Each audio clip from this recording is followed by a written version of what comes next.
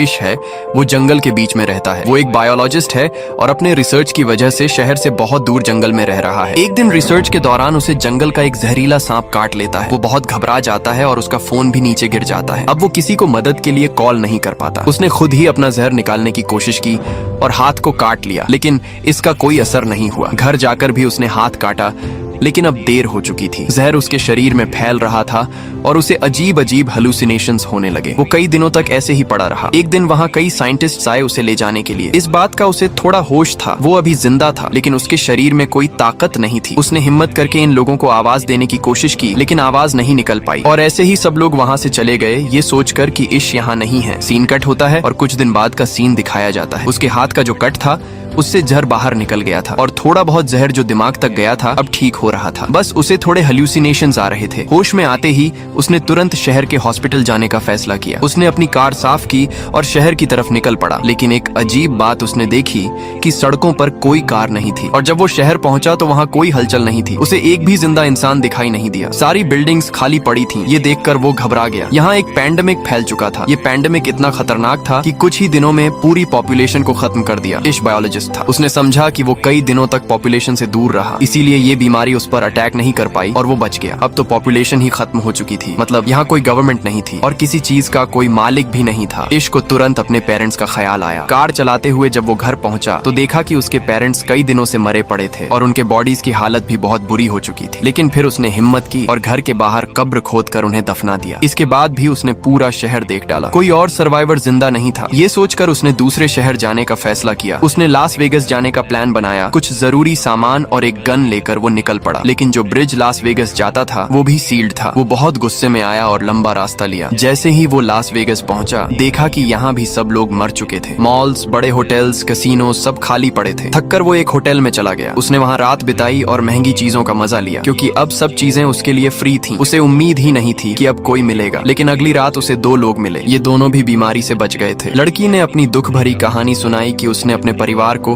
Video call पर मरते देखा है और अब उसके लिए जीने की कोई उम्मीद नहीं बची। वो आदमी भी मरना चाहता था, क्योंकि इतनी अकेली दुनिया में जीना उसके लिए नामुमकिन था। उस रात ये लोग भी इश्क के साथ रुक गए, लेकिन सुबह होते ही इन लोगों की नीयत इश्क को खतरनाक लगी। उस आदमी के पास गन थी और वो चाहता था कि तीनों की मौत आसान हो जाए, लेकिन इश्क जीना चाहता था, इसलिए वो उठकर वहाँ से बाहर निकल गया और उसके पीछे उसे गोलियों की आवाज सुनाई दी। मतलब उन्होंने खुदकुशी कर ली थी। ये हादसा उसे और ज्यादा तोड़ गया। अब उसे साफ लग रहा था कि वो दुनिया में अकेला रह गया है। तेज कार चलाते हुए वो घर लौट आया। रास्ते में एक डॉग उसकी कार के सामने आ गया। वो डॉग भी बिल्कुल अकेला था जैसे इश। इश ने उसे अपना बना लिया और उसे जीने की नई उम्मीद मिल गई। इश ने अपनी जिंदगी नए तरीके से शुरू की। सर्वाइवल बुक्स पढ़ने लगा। खाने पीने की कोई कमी नहीं थी। कमाने की अब जरूरत नहीं थी। हर दिन काम करता और टाउन में घूमता, इस उम्मीद में कि शायद कोई सर्वाइवर मिल जाए, लेकिन हर दिन निराश होकर लौट आता। एक दिन जब वो अपने डॉग के साथ खिड़की पर खड़ा चाय पी रहा था, अचानक उसका डॉग भौंकने लगा। उसे एहसास हुआ कि वहाँ कोई इंसान है। दूर एक घर से स्मोक निकल रहा था, मतलब वहाँ कोई इंसान हो सकता है। वो तुरंत कार निकालकर उस घर की तरफ गया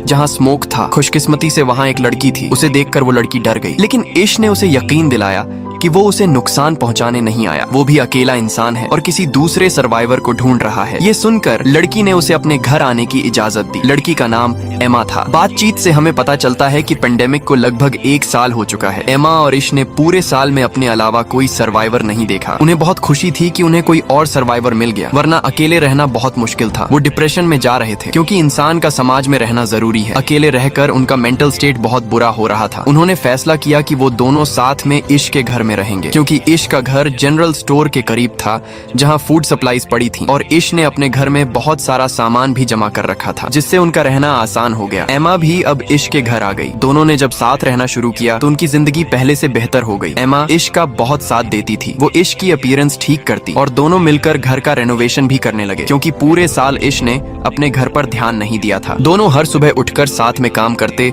और अपने टारगेट्स पूरे करते। इन दोनों ने ये भी सोचा कि अगर पूरी दुनिया में सिर्फ यही दोनों बचे हैं तो इन्हें पॉपुलेशन भी बढ़ानी चाहिए। पहले ये दोनों का फैसला था, लेकिन जब इश को पता चला कि एमा प्रेग्नेंट है तो वो बहुत डर गया। उसे डर था कि उसके बच्चे इस अजीब दुनिया में सरवाइव कर पाएंगे या नहीं। एमा ने उसे हिम्मत दी कि सब ठीक होगा। इश जो बायोलॉजिस्ट था, उसने बुक्स पढ़कर बच्चे को जन्म देने के तरीके समझने शुरू किए, क्योंकि उसे पता था कि अब ये दोनों अकेले हैं और उन्हें ही ये काम करना पड़ेगा। साथ ही दोनों घर को परफेक्ट बनाने की कोशिश भी कर रहे थे। इश ने सोलर पैनल्स भी लगा लिए थे ताकि घर में इलेक्ट्रिसिटी की कमी ना हो, क्योंकि पेंडेमिक को बहुत वक्त हो चुका चुका था। शहर जंगल जैसा बनने लगा था और जंगल के जानवर अर्बन एरियाज की तरफ आने लगे थे। ये उनके लिए बड़ा खतरा था, इसलिए उन्होंने घर के चारों तरफ फेंस बना लिया और जानवरों से बचने के लिए कुछ वेपन्स भी रख ली। इन लोगों ने खुद भी कई वाइल्ड एनिमल्स पाल लिए थे जिनसे उनकी जरूरतें पूरी हो रही थी। और ये लोग बहुत बिजी भी रहते थे। इंसानों की गैर मौजूदगी में पूरा इलाका हरा भरा हो गया था और यहाँ की हवा भी बहुत साफ थी। उनकी सेहत भी बहुत अच्छी हो गई थी। उनकी जिंदगी किसी हद तक परफेक्ट हो गई थी। लेकिन फिर एक दिन उन्हें एक और बड़ी प्रॉब्लम का सामना करना पड़ा। पता नहीं कहां से अनगिनत चूहे शहर में आ गए। उन्हें देखकर इश बहुत पैनिक हो गया। इन चूहों को घर से दूर रखने के लिए इश ने अपने घर के एयर गेट्स में आग लगाई, लेकिन ये सिर्फ एक रात काम आया। एमा ने उसे कहा कि हम इसका भी सोल्यूशन निकालेंगे। सुबह होते ही इश घर से बाहर निकला। उसने आसपास कई कैट्स छोड़ दी। कैट्स ने इन चूहों को खाना शुरू कर दिया और आखिरकार ये प्रॉब्लम भी खत्म हो गई। आखिरकार वो दिन भी आ गया जब एमा को बच्चा पैदा करना था। इश ने खुद ये काम संभाला और हमें दिखाया जाता है कि उनकी एक बहुत प्यारी बेटी हुई। ये देखकर दोनों बहुत खुश हुए। उन्हें जीने की नई उम्मीद मिल गई। इसके बाद ये लोग सड़कों पर गए और अपने घर का एड्रेस लिख दिया, इस उम्मीद में कि अगर कोई सर्वाइवर यहाँ आए तो वो उनके घर पहुँच सके खाने और पानी के लिए। 6 साल बाद इश किसी काम से जंगल जा रहा था कि अचानक उसकी कार के सामने एक जंगली जानवर आ गया। डरकर इश बाहर आया और उस जानवर को देखा। वो अभी जिंदा था लेकिन बहुत दर्द में था, इसलिए इश ने उसकी तकलीफ आसान करने के लिए उसे गोली मार दी और मार दिया। दूर से ये सब एक लड़की देख रही थी। गन की आवाज सुनकर वो डर गई और भागकर जंगल में चली गई। इश ने भी उसे भागते हुए देखा और तुरंत उसके पीछे दौड़ा ताकि उसे पकड़ सके। इस लड़की को लगा कि इश उसे नुकसान पहुंचाएगा, लेकिन इश वैसा नहीं था। वो खुद भी सर्वाइवर्स की तलाश कर रहा था। जब उसने इस भूखी लड़की को एप्पल खाने के लिए दिया तो लड़की को समझ आया कि इश बुरा इंसान नहीं है। इश उसे अपने घर ले जाना चाहता था, लेकिन वो लड़की कार में उसके साथ नहीं बैठी बल्कि पीछे वाले ट्रंक में बैठ गई। घर लौटकर देखा गया कि लड़की ट्रंक से बाहर आने के लिए तैयार ही नहीं थी। घर में हमने देखा कि इतने सालों में इश और एमा के 2 बच्चे हो चुके थे और अब उनका तीसरा बच्चा होने वाला था। उन्होंने टाउन में हर जगह अपना एड्रेस लिखा हुआ था और उसी एड्रेस को देखकर 2 और सर्वाइवर्स उनके पास रहने आ गए थे जिनका नाम था जॉर्ज और मरीना। और अब 1 साल से ये दोनों इश और एमा के साथ रह रहे थे क्योंकि यहाँ किसी चीज की कमी नहीं थी। खैर, अब इश जंगल से लड़की को भी ले आया था, लेकिन वो लड़की अभी तक ट्रक से नहीं निकली थी। उसने पूरी रात ट्रक में ही गुजारी। सुबह मरीना उसे खाना देने आई तो लड़की डर गई और खाना फेंक दिया। फिर मरीना ने उसे समझाया और अपनी कहानी सुनाई। उसने बताया कि वो और जॉर्ज कई महीनों से इस अकेली दुनिया में भटक रहे थे। फिर उन्हें इश और एमा का एड्रेस मिला और वो इनके साथ रहने लगे। उसने ये भी कहा कि ये दोनों बहुत अच्छे लोग हैं और यहाँ किसी चीज की कमी नहीं है। उसकी बातें सुनकर लड़की थोड़ा शांत हुई और उनसे मिलने जुलने लगी। लेकिन अजीब ये था कि लड़की अब तक ज्यादा बोली ही नहीं थी और न ही उसने अपना नाम बताया था। एक दिन मरीना ने उसका सामान देखा तो उसमें अजीब और गरीब ड्राइंग्स थीं। साथ ही उसे एक लेटर मिला जिसमें उस बच्चे का नाम लिखा था। उस लेटर में लिखा था कि पेंडेमिक के दौरान उसके पिता ने उसका अब्यूज किया, जिसकी वजह से अब वो हर इंसान के सामने अपने आप को बेच देती है। ये लेटर उसकी माँ ने लिखा था जिसमें उसने लिखा था कि जब वो मर जाएगी तो जो भी इसे पाए वो इसका ख्याल रखे। ये जानकर सब लोग ईवी का और भी ज्यादा ख्याल रखने लगे। उसी रात एमा ने तीसरे बच्चे को जन्म दिया जिससे सब लोग बहुत खुश हो गए। 1 साल ऐसे ही बीत गया। एक दिन उन्हें खबर मिली कि उनके इलाके में कोई आया है। सब डर गए। छोटे बच्चों को अंदर भेज दिया गया और सारे बड़े लोग गन्स लेकर बाहर निकले ये देखने की कौन आया है। उन्हें पता चला कि ये सर्वाइवर्स का एक ग्रुप था जिसमें 4 लोग थे। ये लोग भी इश और एमा का एड्रेस देखकर आए थे। इनमें से एक डॉक्टर थी, मौली। उसने बताया कि इतने सालों में उसे सिर्फ ये 4 जिंदा लोग मिले हैं और अब वो पहली बार इश के परिवार से मिल रही है। उनके चेहरे और बातें साफ दिखा रही थीं कि वो किसी को नुकसान नहीं पहुंचाएंगे। इसलिए इश और एमा ने भी उन्हें अपने परिवार में शामिल कर लिया। वैसे भी यहाँ किसी चीज की कमी नहीं थी। अब सब मिलकर एक बड़ा सोसाइटी बना सकते थे। इश ने इन नए लोगों को सर्वाइवल के रूल्स समझाए कि हमेशा अपने वेपन साथ रखना है क्योंकि अब ये दुनिया जंगल जैसी हो गई है। कभी भी जंगली जानवर सामने आ सकते हैं। जब भी सप्लाईज लेने बाहर जाना हो तो हमेशा ग्रुप में जाना होगा, वरना कोई भी जंगली जानवर या और खतरा उन्हें नुकसान पहुंचा सकता है। ये सारे रूल्स बताने के बाद सब सप्लाईज लेने बाहर गए। मौली जो डॉक्टर थी वो मॉल और हॉस्पिटल से बहुत सारी चीजें लेकर आई जो उनकी कम्युनिटी के काम आ सकती थी और जिनसे सबका इलाज हो सकता था। साल ऐसे ही बीतते गए और हमें पता चलता है कि इस पूरे ग्रुप में अब बहुत सारे बच्चे हो गए थे। बाकी कपल्स के भी बच्चे हो गए थे। अब उनकी कम्युनिटी बढ़ रही थी। इश अपने बच्चों को पढ़ाता था और उन्हें बताता था कि पहले कम्युनिटीज कैसी होती थी, इंसान कैसे सरवाइव करता था। वो उन्हें सिखाता था ताकि आगे चलकर उन्हें कोई मुश्किल न हो। उनकी जिंदगी सामान्य तरीके से चल रही थी। घर के चारों तरफ पूरा जंगल था और एक दिन उसी जंगल से एक बहुत बड़ा लायन उनके घर में घुस आया। शुक्र था कि सही समय पर इश की नजर उस पर पड़ गई। इश बच्चों को बचाने वहां पहुंचा, लेकिन लायन ने उस पर हमला कर दिया। इससे पहले कि बाकी लोग कुछ कर पाते, लायन ने उसे बुरी तरह घायल कर दिया। ये देखकर सब घबरा गए। जब सब वहां पहुंचे तो लायन वहां से भाग गया। एमा ने इश की हालत देखकर देखकर गुस्से में गन उठाई और जंगल में जाकर उस लायन को मार डाला। वक्त रहते सबने मिलकर मोली की मदद से इश की जान बचा ली और फिर उसका इलाज शुरू हुआ। कई हफ्तों के बाद इश पहले जैसा ठीक हो गया। अब 17 साल बीत चुके थे। सबके बच्चे अब जवान हो गए थे। हमें पता चलता है कि इतने सालों बाद इश की सबसे बड़ी बेटी हैदर अपने ग्रुप के एक लड़के के करीब आने लगी। उनकी दोस्ती बहुत गहरी हो गई थी और किसी को उनकी दोस्ती पर ऐतराज नहीं था, क्योंकि अब तो इन्हें आपस में रिश्ते बनाने ही थे। हैदर और वो लड़का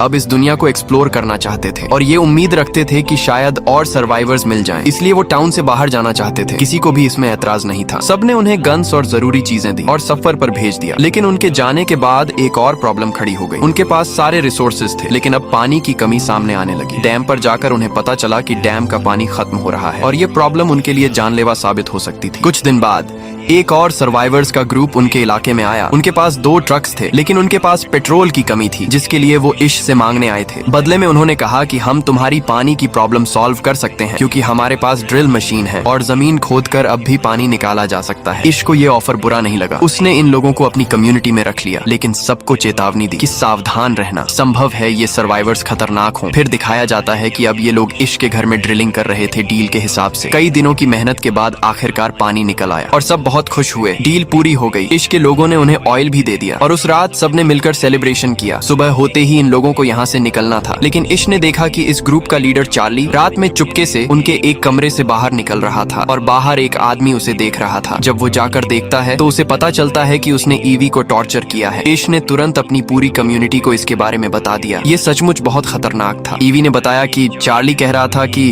अब वो यहाँ से कहीं नहीं जाएगा, क्योंकि यहाँ बहुत सारे सप्लाईज हैं और उसके पास बहुत सारे गन्स भी हैं। ये सुनकर सब डर गए और इश को लगा कि अब उसे चार्ली को मार देना चाहिए। अगर वो चार्ली को नहीं मारेगा तो चार्ली पूरी कम्युनिटी को खत्म कर देगा, जिसे इतने सालों बाद बनाया गया है। सब चार्ली को मारने का इंतजार कर रहे थे, लेकिन कुछ लोगों ने कहा कि इस दुनिया में वैसे ही बहुत कम लोग बचे हैं। अगर हम चार्ली को मार देंगे तो पॉपुलेशन और भी कम हो जाएगी। तब इश ने कहा कि अगर हमने चार्ली को नहीं मारा तो हम सब भी मर जाएंगे। फिर सबने एक प्लान बनाया और बाहर जाकर चार्ली को चारों तरफ से घेर लिया। चार्ली कुछ कह पाता उससे पहले इश ने हथौड़े से उसकी जान ले ली और उसे दफना दिया। ये सब करने के बाद इश को बहुत बुरा लग रहा था। उसने पहली बार अपनी सर्वाइवल के लिए किसी को मारा था। वो जानता था कि ये गलत नहीं है। उसने ये सब अपनी कम्युनिटी को बचाने के लिए किया। फिर भी उसका मन दुखी था। सुबह होते ही इश और सबने चार्ली की ग्रुप को बताया कि उन्होंने उनके लीडर चार्ली को मार दिया है, क्योंकि उसने उनकी कम्युनिटी की एक लड़की को टॉर्चर किया था। चार्ली की मौत सुनकर उसका पूरा ग्रुप दुखी नहीं हुआ, बल्कि कुछ लोगों ने कहा कि चार्ली ने लीडर बनकर बहुत फायदा उठाया था। वो अपनी ग्रुप की लड़कियों को भी टॉर्चर करता था, इसलिए सब चार्ली की मौत से खुश थे, सिवाय उसके दोस्त के, जिसने बहुत गुस्से में चिल्लाकर विरोध किया। इश ने अब चार्ली के पूरे ग्रुप से कहा कि हमें किसी से दुश्मनी नहीं है, तुम सब यहाँ शांति से रह सकते हो, लेकिन ये लड़का नहीं, क्योंकि इसमें भी मुझे चार्ली जैसी ही गंध आ रही है। ये हमारे लिए खतरा बन सकता है। बाकियों की राय भी यही थी। सज्जा के तौर पर उन्होंने चार्ली के दोस्त को अपनी कम्युनिटी से बाहर निकाल दिया। शुरू में वो लड़का भाग निकला, लेकिन बाद में समझ गया कि वो अकेला बाहर सरवाइव नहीं कर पाएगा, इसलिए वो वापस आया। लेकिन इश ने अपनी कम्युनिटी की सिक्योरिटी के लिए उसे वापस स्वीकार नहीं किया। ये दिखाया गया कि कम्युनिटी के सारे बच्चे पुराने रिसर्च से एक प्लेन बनाने की कोशिश कर रहे थे। उन्हें यकीन था कि कुछ ही दिनों में वो प्लेन तैयार कर लेंगे, लेकिन उससे पहले उनकी कम्युनिटी को एक और बड़ी समस्या का सामना करना पड़ा। कई लोग उसी वायरस से इन्फेक्ट हो गए जो 20 साल पहले फैला था। अब तक सारे सर्वाइवर्स इम्यून थे। मौली के पास बहुत सारी मेडिसिन थी जिनसे उसने सबका इलाज किया, लेकिन इश का बेटा बहुत बुरी तरह बीमार हो गया। उसकी हालत बहुत खराब थी, जिससे पूरी कम्युनिटी टूट सी गई। इसी बीच इश की बड़ी बेटी हैदर अकेली घर वापस आई। वो रो रही थी। सबने उससे उसके पार्टनर के बारे में पूछा। रोते हुए उसने बताया कि जब वो दोनों जर्नी पर निकले थे तो उन्होंने बहुत सारे सिटीज खोजे, सर्वाइवर्स ढूंढे, हर घर देखा, लेकिन कोई सर्वाइवर नहीं मिला। वो हर जगह अपने घर का एड्रेस लिखते जा रहे थे। फिर वो एक जगह पहुंचे जहां उन्हें जंगल में एक आदमी मिला। उस आदमी ने हैदर के पार्टनर को मार दिया। उसने कहा कि ये चार्ली का बदला है, यानी साफ था कि वो वही आदमी था जिसे इश ने अपनी कम्युनिटी से निकाला था। हैदर ने कहा, मैं अपनी जान बचाने के लिए क्या करती, मैंने भी उसे मार दिया और फिर जल्दी से अपने घर लौट आई। ये सुनकर सब बहुत दुखी हो गए। अभी वो इस गम से निकले भी नहीं थे कि इश का दूसरा बेटा भी मर गया। मामला यही नहीं रुका। इश के बेटे की मौत के बाद और 3 मेंबर्स की मौत हो गई। इस हादसे से इश पूरी तरह टूट गया। अब वो इस दुनिया में जीना ही नहीं चाहता था। वो सब छोड़ देना चाहता था, लेकिन एमा ने उसका साथ दिया। जैसे पहले जब वो दोनों अकेले थे, एमा ने कहा, देखो जब हमें कोई नहीं मिला था तब हमने दोनों ने साथ मिलकर जिंदगी शुरू की थी। थी और आज हम इतने बड़े ग्रुप बन गए हैं। हमें इस दुनिया को आगे बढ़ाना है। अगर तुम ऐसे हार मान लोगे तो ग्रुप के बच्चों को कौन सिखाएगा। ये सुनकर इश को थोड़ा हौसला मिला। वो पहाड़ पर सनराइज देखने गया। वो सनराइज पुराने वर्ल्ड के सनराइज से अलग था। पहले नेचर के कलर्स फीके लगते थे, अब सब कुछ फ्रेश लग रहा था। ये देखकर इश को एहसास हुआ कि ये पिछला वर्ल्ड नहीं है, ये एक नया वर्ल्ड है। वो अपने बच्चों को पुराने वर्ल्ड की तरह जीना सिखा रहा था। ये गलत था। अब उसे अपने बच्चों को नए वर्ल्ड में सरवाइव करना सिखाना था। घर लौटकर उसने बच्चों को स्पीच दी। हम अभी तक गलत दिशा में जा रहे थे। हम पुरानी दुनिया की तरह जीने की कोशिश कर रहे थे, लेकिन जब पुरानी दुनिया है ही नहीं तो फिर उसमें सरवाइव करने की ट्रेनिंग क्यों। ये नई दुनिया है और हमें इसके हिसाब से चलना होगा। इश ने कहा, अब से तुम वही सीखोगे जो नेचर तुम्हें सिखाएगा और जो इस दुनिया में सरवाइव करने के लिए जरूरी है। इस दुनिया में उनकी कम्युनिकेशन पूरी तरह बंद हो चुकी थी, इसलिए उन्होंने अपना कम्युनिकेशन नेटवर्क बनाने का फैसला किया। उन्होंने फिर से एक नया रेडियो बनाया जिससे उनकी कम्युनिकेशन मजबूत हुई। इसके बाद इश ने रोज नए सोशल इवेंट्स रखने शुरू किए जिनसे बच्चों को समझ आया कि कैसे इंसान साथ में रहकर सरवाइव करते हैं। अब इश अपने एफर्ट सिर्फ अपने तक नहीं रखता था। उसने कम्युनिटी से बाहर भी अपना सिटी रेनोवेट करना शुरू किया। उसने होटल्स फिर से बनाए, फिर उसने आसपास के सिटीज को भी रिपेयर करने का फैसला किया। फिल्म के पोस्ट क्रेडिट सीन में हमें दिखाया गया कि इश अपने पोते ग्रैंडसन के साथ है। वो उसे यही पूरी कहानी सुना रहा है। वो अपने पोते से कहता है, ये दुनिया अब हमारी जनरेशन की है, अब इसे आगे बढ़ाना तुम्हारा काम है। ये कहते हुए